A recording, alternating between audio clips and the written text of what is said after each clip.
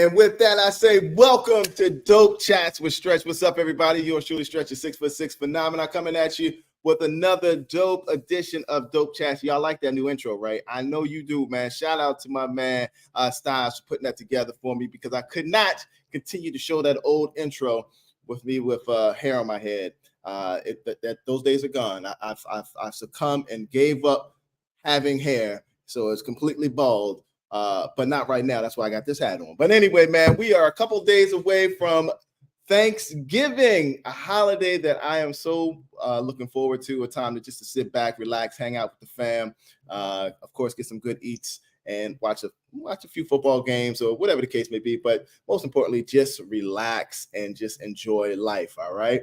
I am super excited about my show tonight, because tonight I have one of my good friends. She's like my sister, to be honest with you. We go way back. She is so dope. She is a media personality in DC. You can hear her on Magic 102.3, also DTLR Radio. She is a lady of the know. She is always letting us know what's a poppin'. So, ladies and gentlemen, please put your hands together right now for my girl, Ms. Deja Perez. Hi, Stretchy Kid. What up, Deja? You like that? You like that? You like that? You like that? That was a good intro. Like the intro, but I love this new, I like your introduction of me. That was cute. But this new intro you got for your show is fly.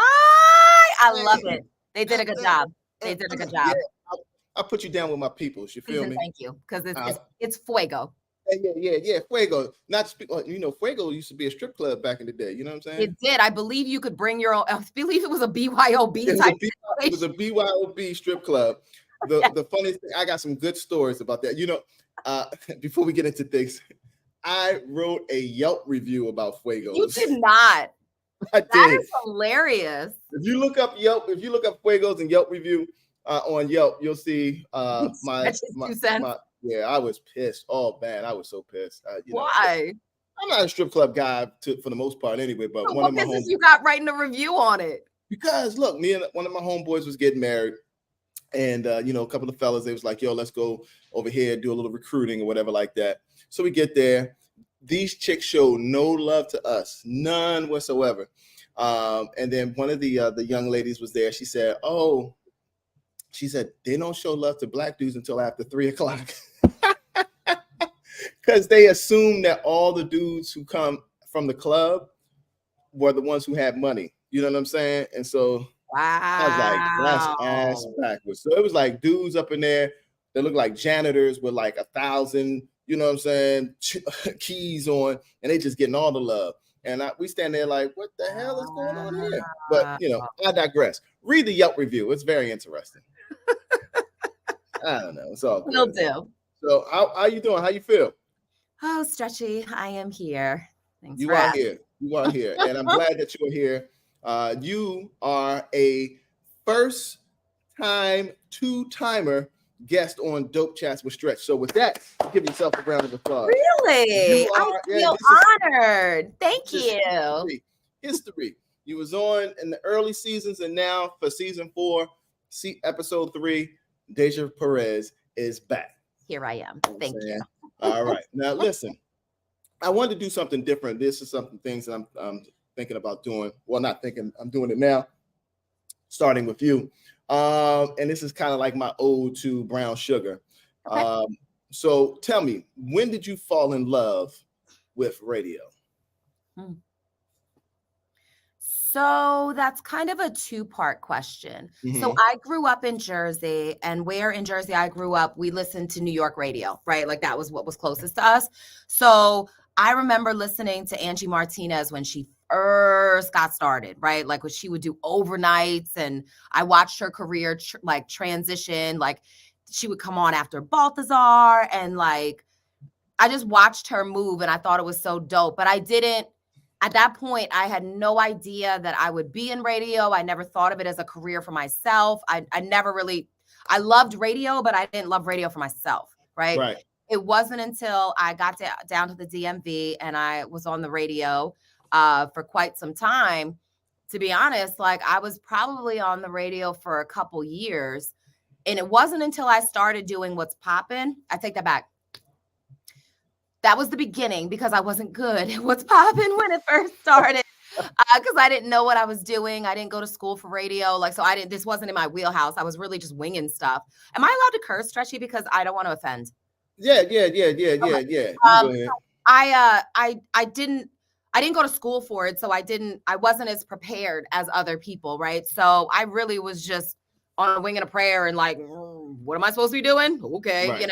So in the beginning, when I started doing What's Poppin', it was boring. It was really just headlines. There was no personality to it because it wasn't mine. I didn't own it. So I'm not sure at some point, maybe about a year, 6 months to 6 to 8 months, maybe in, when I kind of got my sea legs and I was like, oh, okay, I get it. I know what I'm doing now. Like, and kind of the same with radio. Like I wasn't great, not to say that I'm great, but I wasn't proficient at radio when I first started because again, I didn't know what I was doing. But with What's Poppin', it's funny because like the one thing about life that is so dope is that you're blessed enough to have the opportunity to have retrospection of things in your past, right? I was always the kid that would, like, if I went to the grocery store with my mom, I still do it. I always read the gossip mags, like Princess Diana did this, or, so-and-so did that, or whatever. And I was like, ooh, and I was always so intrigued by it. Fast forward however many years, like more than 10, and I'm on the radio doing entertainment news, right? Like, who would have thunk it? That was never in my like planned trajectory of my life. Right. But I love it so much. And there have been times, like Stretch knows, I have a really bad tendonitis in my wrist. So I've had surgery multiple times. And I have come out of anesthesia, been in recovery, done What's Poppin', and then gone home. Like, that's how much I love it. I don't want to miss a day. It's hard for me to miss a day. Now I'm a little older. I'm like, they ain't gonna kill nobody, right? But right. I still love it. It gives me so much joy. I'm not gonna lie to you though, Stretchy. Like, I'm in this weird space right now. I'm struggling a little bit right now because I love entertainment news. I love it. I love being able to talk to people about what's going on. But when I read the comments that people make, I just struggle with it.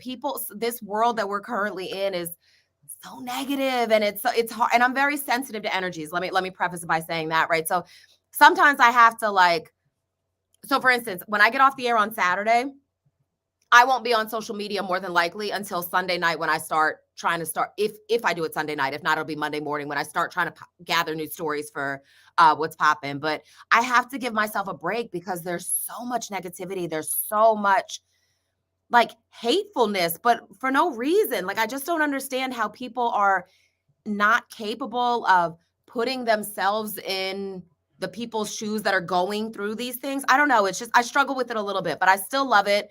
I absolutely love What's Poppin'. I'm blessed to have been doing it for as long as I have. I'm blessed to have been able to essentially low-key syndicate it. But I love it. I love it. I love it. I would have never guessed in a million years that I would be doing it and would still be doing it and love it, but it absolutely is. What's Poppin' is probably the moment. It was the first time I had surgery and I made sure that I did What's Poppin' before I went home and like actually took the drugs to like sleep it off. And that was the moment that I was like, oh, bitch, you love this shit. Right. Like, love this. Because most people wouldn't do that. Most people would be like, let me take this L, right? Like, no, I'm like, this needs to happen. People need to know what's going on in the world of entertainment. So yeah. Well, that's what's up. That's what's up. And you do a great job at it. You know what I'm saying? You're proficient. You are, you're a great source of information, and I'm super proud of you. So continue to keep shining. Thank you. Real quick, I'm sorry. So I do want to say this because I think it's important, right? I know that entertainment is all around, right? Like, we get it on social media, we get it on the news, we get it everywhere, right? And for those people that are out there that are trying to figure out like how to do this, right? Because I see a lot of people do it, right? To me, I think being authentic is the most important part, right? Because honestly, the entertainment news the headline is what the headline is, but it's how you deliver it. But it's also I believe in journalistic integrity, right? So if today the news is this and tomorrow it changes, I'm going to update you tomorrow and tell you, yesterday I told you this, but today it's this. Like, I believe in being consistent. I believe in being authentic. Like, all of these things resonate with me. And I think that if you're trying to get into something like that, be you. Like, Am I frozen? Yep, but keep talking. Okay, fair enough.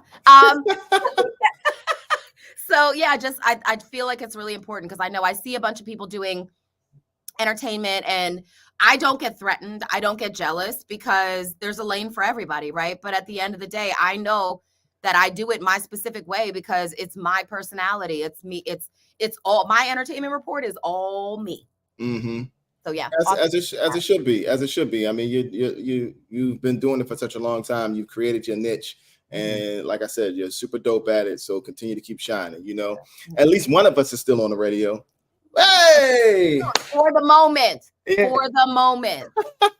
You know what I'm saying? You know, I try not to cuss on my own podcast, but you know, one day I'm gonna tell this whole story, man. You know what I'm saying? Not today. Not today. Not today. When the smoke clears, then we can talk about it. The disrespect. You know what I'm saying? But no, that leads me in. You know, we're getting ready for Thanksgiving, Deja.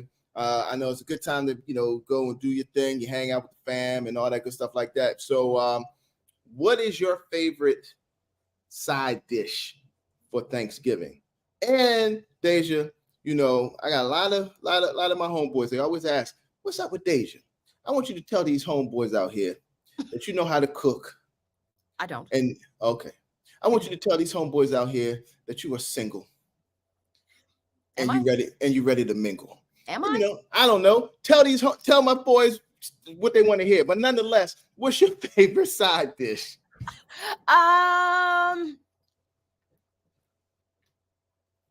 Probably torn between, I don't know if you call it stuffing or dressing and mac. Oh, you gotta say dressing. You know, black folk, we say dressing. I know black folk call it dressing, white folk call it stuffing, whatever.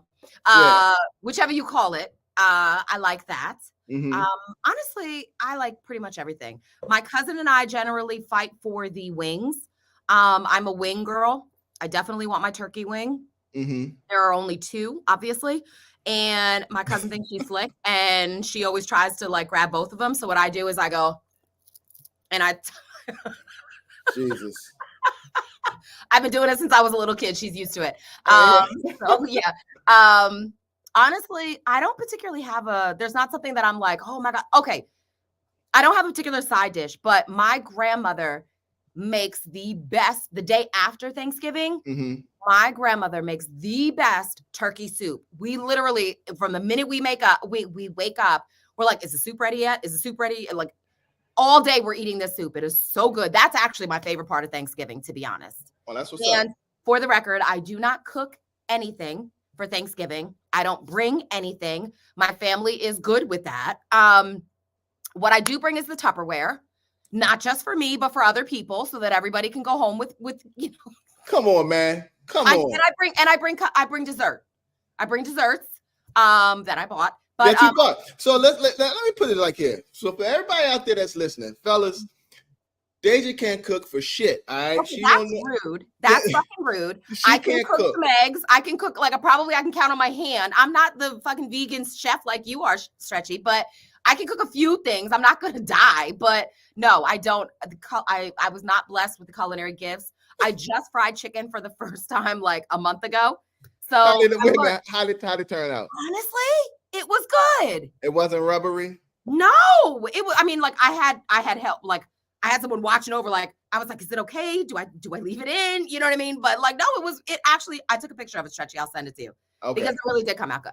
That's what's up. Oh man, you're listening to Dope Chats with Stretch, and the non-cooking Deja Perez is my guest tonight. I'm coming to you live, actually, Deja. I am on. I'm on site. I'm at a disclosed location. Normally, I do Dope Chats from the Dope Basement at the Dope Crib. But tonight, I'm at the Dope Cigar Lounge. As you can see, I'm smoking my cigar. I see you smoking your cigar. It's been a long week, man. I had a long week, but nonetheless, I'm super blessed to be here, and I'm thankful that you're my guest tonight. So let's get into it, Deja. Okay. Let's do what you do best. All right. Perez, what's poppin'? Bam! What's hot in these streets? Let's talk about it. I'm tired. Okay, first thing first. Yes. Andre 3000. Yes. Super talented brother, man. You know, he is he's like has this certain enigma, more or less, where it's just like nothing phases him. He's just like, yo, I did what I did. I've done my thing. You know, I'm one part of one of the best, if not the best hip hop groups of all times. Mm-hmm. And I'm going to put out this flute album. Rap, like if you watch I'm not rapping, I'm not singing, none of that. I'm not rapping, none of that. I was like, I got a new, found respect for him. I've already respected him tremendously, but after watching his NPR interview where he was just saying, like, my guy, like, I'm not going to sit up here and fin to rap about getting a colonoscopy. I'm almost 50 years old. Right. It's like I'm beyond that. He's evolved. Right. What's your thoughts about Andre 3000's new album? What are your thoughts about people continuing to want to, like that crab in the barrel mentality of wanting to keep people in the same space or expect them to stay in the same space and not evolve? To be honest, I'm surprised that people, first of all, to be clear, it's been like 17 years since 3 Stacks dropped anything, right? But he was very transparent before it came out. He was like, listen, there is no rap on here. There is no singing on here. He was candid. He didn't sell y'all a bag of goods. He didn't make it seem like he was coming out with this new, rap album and then y'all got a flute album. That's not how that went down, right? But again, people listen and hear what they want to hear. I think you're right. I think that so 3 Stacks is very interesting, and I have kudos, like loads of respect for him. I think he's so eclectic, and he is, I almost want to say on like another level. He's elevated. He's a genius. He's a genius. But he has been in this space for so long. And as a true artist that he is, like the way he referenced him learning the flute, he was like, I like that I'm not good at it yet. Like, I like that I had to learn how to play this. You know what I mean? Like, he liked the challenge of that. But I also just think that he is not who he was 20 years ago. And most of us aren't. But musically, he's not where he is 20 years ago. And I'm not mad at that. Right. And I don't know why people, it's like, opinions are like assholes, right? Everyone has one. And if he had put out a rap album, y'all would have had a complaint about that. It wasn't tight enough. The bars weren't this. He sound this. He sound that, right? If he puts out this flute album, which he told y'all he was going to put out a flute album, y'all mad about that? Like, I feel like there have been mixed emotions about the album because I think, like you said, people kind of pigeonholed him and they want the old 3 Stacks. He ain't that. Like, he ain't been that. And I ain't mad at it because you know what? He is unproblematic. He is happy. He is content with his life. This dude did a whole interview at the laundromat washing his clothes, which i.e. means he ain't got no laundry at the house. You know what I mean? Like, he just lives a very simple life. And the other thing too is I feel like when considering that, Big Boy and Andre 3000 came from the hood, right? To reach the magnitude and the level of stardom and success that they did, he's reached the summit. So if he doesn't want to do what needs to be done to stay there, he doesn't have to. He's earned that right. So he lives a very simple life. Randomly, people see him out playing his flute, walking down the street arbitrarily, but he don't bother nobody. You don't never hear him in no scandal. You don't hear a peep out of Andre 3000. He just living his best life. Just living his best life. I mean, it's like, I think he is, and again, this is just my interpretation. I think he's a guy who just like, he doesn't constitute life based off of, years, time. He's just living it. You know what I'm saying? Yeah. I think he's a moments kind of guy. He's all about capturing moments and wanting to just live his best life because again, at the end of the day, we all gonna die. And we don't know when. It's just a matter of what you do between I forgot the dashes. That dash, exactly. It's all about what you do between that dash. And that's what's up. So yeah, that's dope, man. I mean, and like look, the other day when the album came out, I listened to it about 4 or 5 times. I was kind of it was last Friday. That's when that album came out. So I'm sitting here in an undisclosed location where I'm at right now, and I was sitting outside having a cigar and just listening, vibing to the album. And I was just like, I was chuckling to myself based off of the song titles. Cause you could tell he was just like, man, this is what was on his mind at the time. At the moment. Yes. Like whatever, like it sounds like I was chuckling, But then I was just really kind of just like, it started to resonate with me more because I kind of like just closed my eyes because I could tell. And I said this on Facebook, this album is going to definitely be one of those top albums that's going to be used for a lot of meditation, calming apps, things of that nature. So, now he's kind of, again, evolving, reinventing, things that we all have to do in life. You know what I'm saying? And that's part of the issue, because like you said, with the crabs in the barrel, right? The thing is, sometimes in life, people tend to want to pull you back when they feel like you've changed, you got brand new. Sometimes you got to get brand new, and not in a bad way. There's not a derogatory connotation to it, but it's like sometimes you just grow out of stuff. He ain't 20 something no more. He's damn near 50. Like, he's got a whole grown ass kid who's in his 20s. You know what I'm saying? Like, so he ain't worried about this nonsense. He just wants to, live life and love it. Yeah, that's it. That's it. Oh man. So Deja Perez, what else is poppin'? Stretchy, there is so much poppin'. What would you like to talk about? Because there is a lot. Do you want to stick your toe in this whole Diddy situation, or you want to leave it alone? What you want to do? Yeah, let's get into this Diddy shit. So let's get into it. For those who may under a not, rock. lived under a rock, bestow upon us the latest Sean Diddy, Love, Puffy, Combs. So every now and then there's a news story that comes out that is just like, what in the entire, and this was that. So Friday, was it Friday? Thursday or Friday of last week? I can't remember which day. Bombshell, right? So it came out that Cassie, which was, of course, Cassie and Diddy dated for about 9. People are saying 10, but I'm pretty sure it was like 9 and change. About a decade, though. They were together a very long time. She was 19 when they started. And he is, I want to say, like 17 years her senior. So she was 19 when they started dealing. She's 37 now, right? So anywho, the report came out that Cassie was filing a civil lawsuit against Diddy, accusing him of alleged sexual assault, of abuse, there was something about human trafficking in there as well, and like a slew of things, right?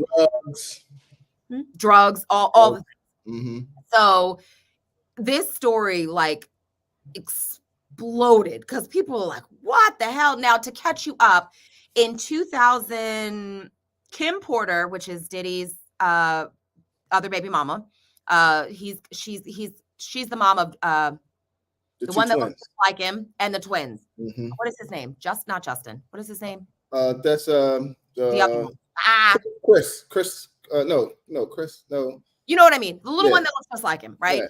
So she was the mother of those 3, and I want to say it was shortly after she passed is when they broke up. So I think they broke up in like 2019, something like that.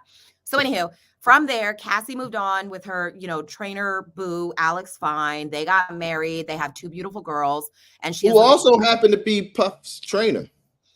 Yes. There was some complications there as well, but it is what it is. So they got married, and they have, 2 beautiful girls, and they are quiet. They are unproblematic. You don't hear anything about them, right? They live a pretty simple life. Fast forward a couple years, and Cassie files this claim. It's a civil lawsuit. So let's be clear, because a lot of people on social media have been going back and forth about, oh my God, we need charges, woo, woo, woo. There is a huge difference between a civil suit and a criminal case, right? So Cassie did not file a criminal case against him. She filed a civil lawsuit. Now, initially when the news broke, they tried to claim that, Cassie had been trying to extort him and blah, blah, blah. And then they basically, the news broke, it ran like wildfire. And then like a day later, the lawsuit was settled. So the original demand was for $30 million. What? The original lawsuit that was filed was for $30 million.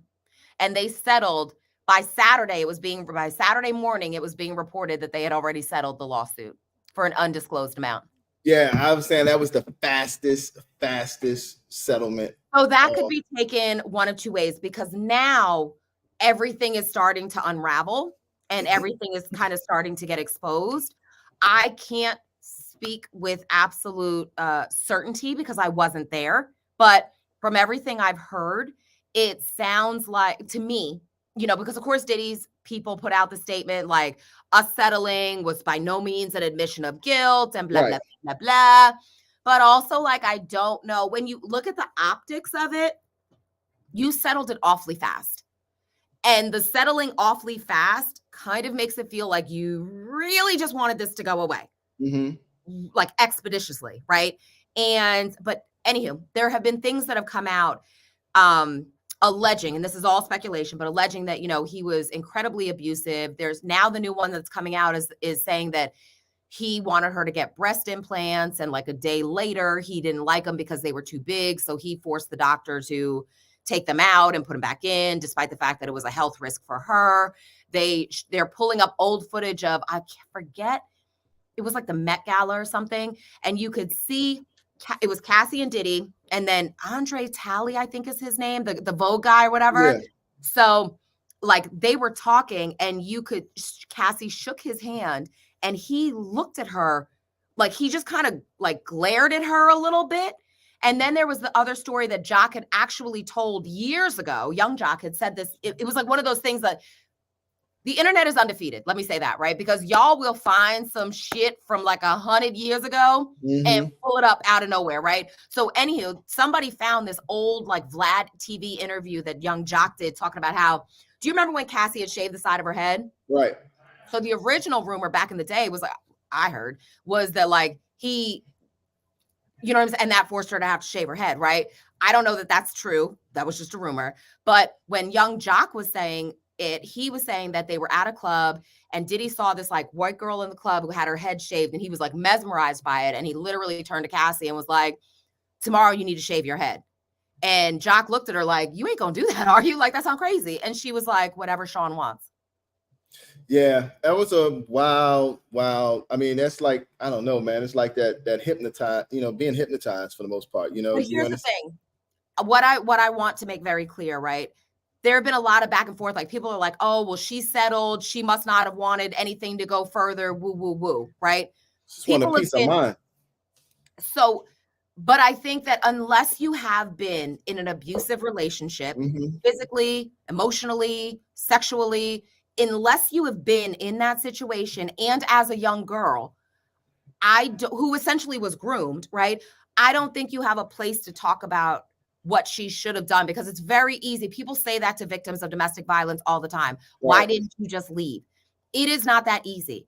For someone who's never been in that situation, it's very easy for you to say that. But for those of us that have been in that situation, it doesn't just happen overnight. This is a long time. Do you know when they say, like, if you have a drip, after a while, that drip is going to make an indentation in cement, right? Yeah. It is the same thing. When you are abused, they don't just come out the box abusing you.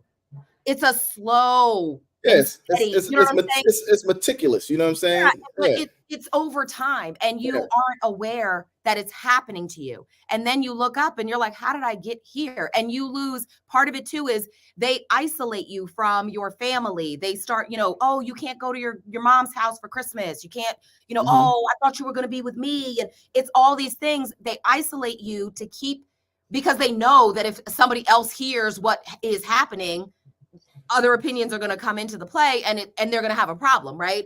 So that's all part of the abuser. And I'm not saying I don't know Diddy. I will not say that he did it, didn't do. I don't know. I wasn't there. But that behavior is typical of an abuser, the isolating, the things like that. So I just really feel like people should be a little bit more respectful. I don't think to me, I don't even know that it was even about the money for Cassie, but if you hear even a third, if you read, it was like a 35-page report that her lawsuit was submitted with, some of that stuff, if it's true, it's god awful. Like, bless her. Like, and I'm so grateful that she was able to find a healthy relationship and have girls and, all these, and have a sense of normalcy, because the trauma that if it is true, the trauma that she went through is god awful. And I wouldn't wish that on anyone. So I guess I just really am asking for people to be a little bit more understanding. Like, again, if you have never walked a day in that person's shoes, you can keep your judgment. Hey, you're right about that. 100%, man. And it was interesting to see how fast people are on the internet too with the memes when they put out the surviving P Diddy joint. I was Baby. like, like, oh my god. But wow. It's like I have no words for the story because one, I've never witnessed. And the funny thing, let me put it like this: for the brief time that I worked at Bad Boy, and I remember when we was working on her album, she was doing some stuff for her album, and she came in. By the way, she had signed a 10-album deal. Yeah. With Bad Boy and never put that out anywhere near 10 albums because I've heard it was basically like you can do music as a hobby. Right. But go ahead. Sorry. Yeah. Because it was more or less, I think it was supposed for her to be focusing on that modeling thing. You know what I'm saying? And some other stuff. I don't know, but nonetheless, I just remember when she came up into the label and we was sitting there, we was talking, chopping it up.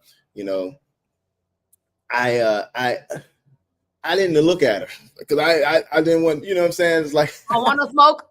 I didn't want no smoke, yo. I didn't look at her. I was just like, every time he was talking, I was just looking down, just taking notes, whoop, whoop, whoop, whoop, whoop, whoop, whoop, and that was it. Met her one time, and that was it. So, I didn't want that nigga come after me. No talk. Yeah, no doubt. So listen, let's get one more what's popping before we wrap this up. All right. So, like you said, there's a lot going on. I mean, I wanted to touch on this Keke Palmer joint. I wanted to touch on this Will and Jada and Dwayne Martin joint. So what you don't know is me and Stretch can talk for hours. Yeah. But I know we got a time limit on this here podcast. So what you want to do? All right, so let's do the Will, Jada, and Dwayne joint. So, do you think? Because again, I know her book sales have not been the best. Do you think these stories are popping out in order to help her book sales, or more or less just to keep the two of them on the tip of everyone's tongue so that people can continue to talk about them and with speculations? But what do you know? I'm not sure because I and to be fair, I don't think her book sales have been horrible. I just don't think it was like out the gate like they ain't been that great, Deja. But the other thing is in her attempt to market it, I feel like it's a couple things. So after the whole slap scene around the world, right? Okay, fine. It is what it is. But then I just feel like there was so much that was exposed during the press junket for that I don't think it benefited her or him or them the way that, or the book, the way that it intended. Because I think people kind of have reached honestly, there are a couple topics that I would like to be removed from the group chat on. The Will and Jada situation is one. The Krishan Rock and Blueface is another. There are a couple that I'm like, okay, like I can't do this anymore. Right. With Will and Jada, here's the thing, the reality is they're a married couple and what they choose to do in their home and all these things, that's their choice. But I guess the other issue for us regular people is y'all presented a certain way. So we took you at your word, right? That y'all were husband and wife doing husband and wifely things, right? So to come out and be like, oh, well, we basically she said something like, oh, I was so surprised to hear him call me his wife after he slapped Chris Rock. We haven't been living together for 7 years. That's not what we knew. We thought everything was hunky-dory, right? Yeah. Except for the whole August Alsina situationship, which now makes a hell of a lot more sense if y'all weren't really together. You know what I mean? Although he was 6 minutes older than your son, but I mean, you like it, I love it. None of my business. But I think there was just too much. We don't need to know all this. Some of it you probably could have kept between y'all. And so, yeah. As far as the Dwayne thing, here's how I feel. Because you know how the bodyguard, the former assistant or whatever, came out a couple of weeks ago on Tasha, the blogger Tasha K, the one who's being sued by Cardi. Yeah, the one that has sued and has to pay a $4 million judgment that ain't paid nothing yet. And is filing bankruptcy. to not have to pay it? Because she ain't got no money. She ain't got no money.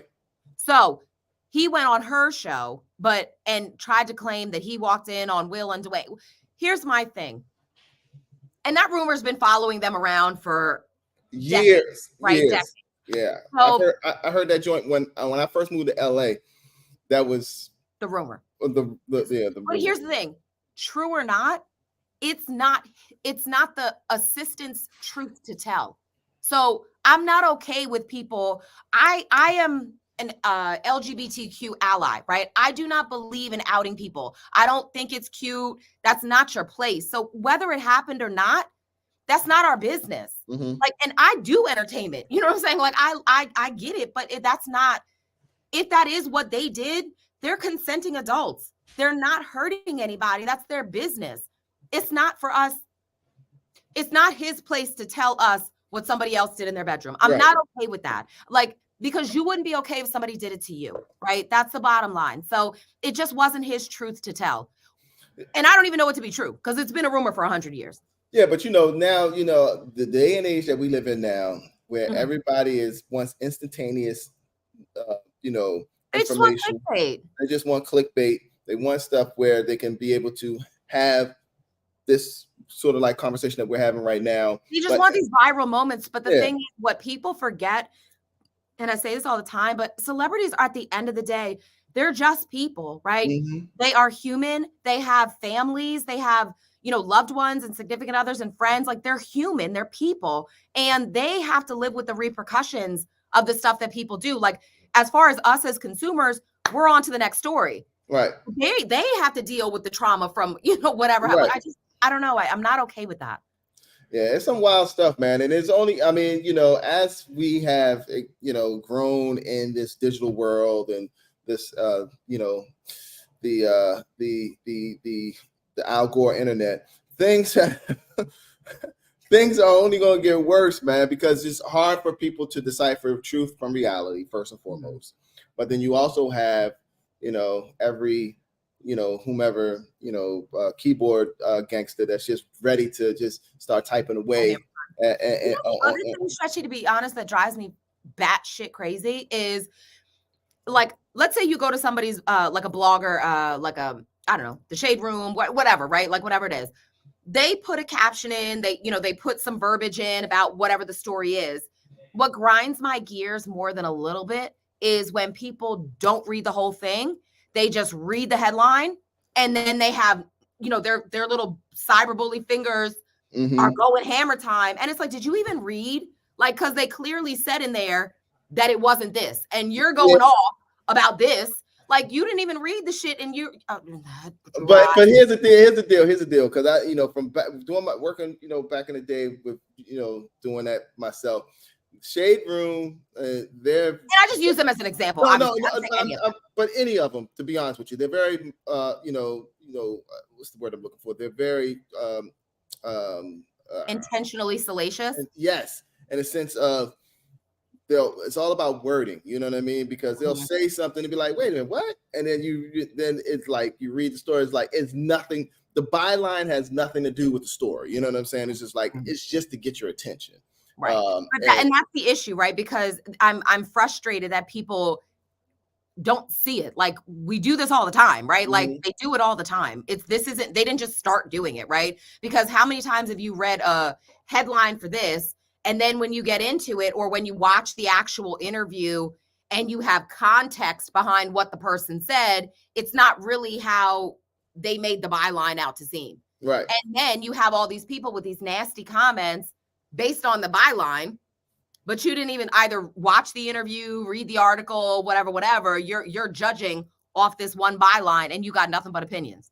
But you also too is like, they also understand the attention span. The attention span, thank you, of these, this younger generation. Like, they're not going to sit like us. They're not going to sit and read, or they're not going to do any research for the most part. They're just going to be like, oh, word.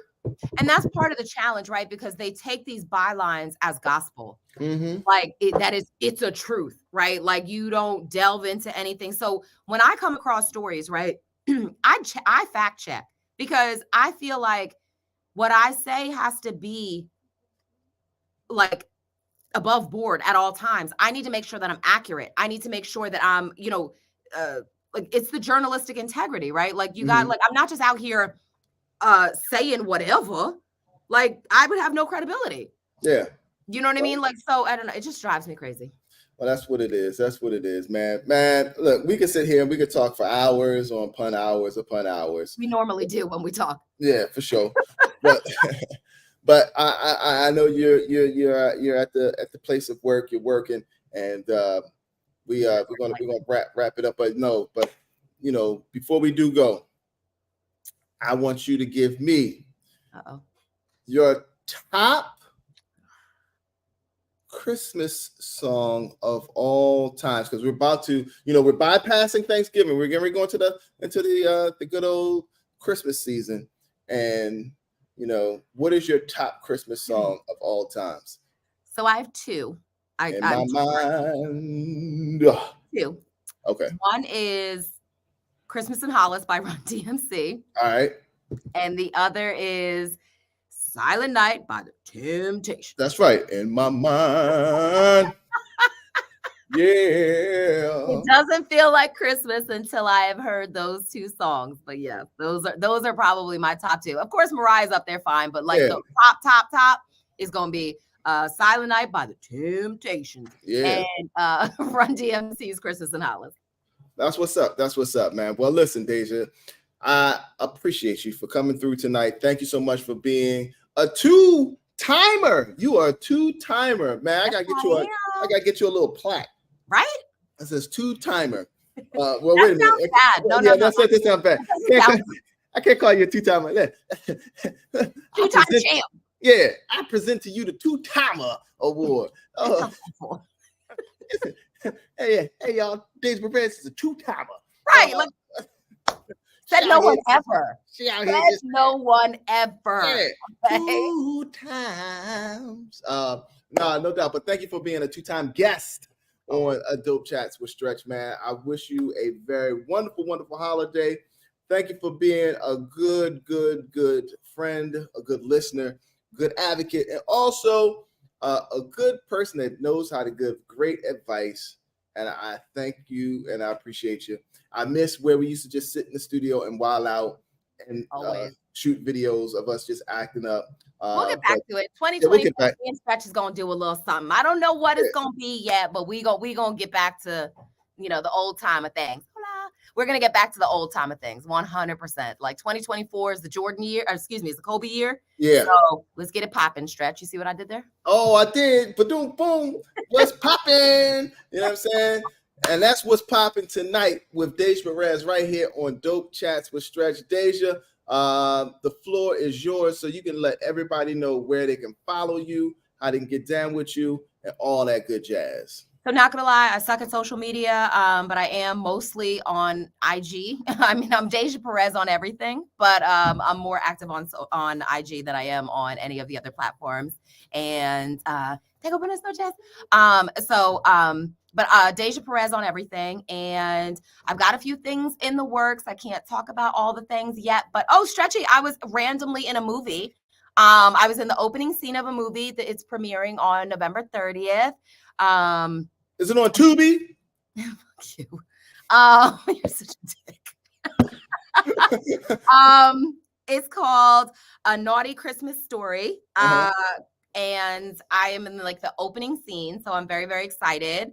Maybe I'll do a little more acting in 2024. We'll see. I want to do a little writing. I'm taking a page out of Stretch's book, literally, and I'm gonna do a little writing, and yeah, that's a little more voiceover stuff. I'm really I don't know. 24 is gonna be my Kobe year. 24 is everything is gonna come together in 24. I'm convinced, and yes. Facts. You and me both, and I wish all the great things that you just mentioned will come to fruition and excel the plateau where you even think that you can go, where you're going to go. So much love to you, Deja. Thank you again. Yeah, take it in. She's a two-timer. I thank you again, baby girl, and we'll talk soon. But have yourself a wonderful, wonderful holiday. And don't stick your finger in your mouth and touch the turkey wings, okay? Bye. Love you, Stretchykins. Love you too, baby. No doubt. Thank you. All right, bye. All right, no doubt. All right, everybody, that does it. Thank you again for joining me tonight. Thank you to my guest, Deja Perez, for being such a wonderful person that she is. And I wish you all the best. Have yourself a great holiday. Don't overeat, don't overindulge, and make sure you go to the gym after you eat that stuff. All right. Until then, we'll be back in 2 weeks with another dope edition of Dope Chats with Stretch right here on, well, I was about to say where? Right here on Dope Chats with Stretch. All right, peace, y'all.